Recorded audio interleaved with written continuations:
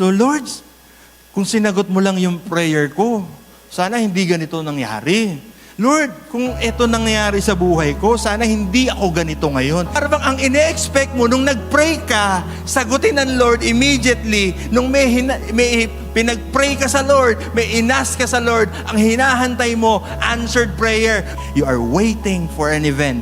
You are waiting for an answer, and yet wala pang sagot. So minsan, pag may hinahantay ka, at hindi pa nangyayari, kabahan ka. Kasi yung expectation mo, i-exceed ng Lord. Kabahan ka na kasi may pinaplano ang Lord. At ang piniprepare ng Lord, mas malaki, mas mabigat, mas malaking himala kesa sa pinagpe-pray mo sa Kanya. Kaya pala may delay. Kaya pala merong waiting period. Because mayroong piniprepare na mas maganda ang Lord. Kaya ang hinihintay mo, okay lang magtagal kasi maganda naman yung darating na ibibigay ng Lord. Amen?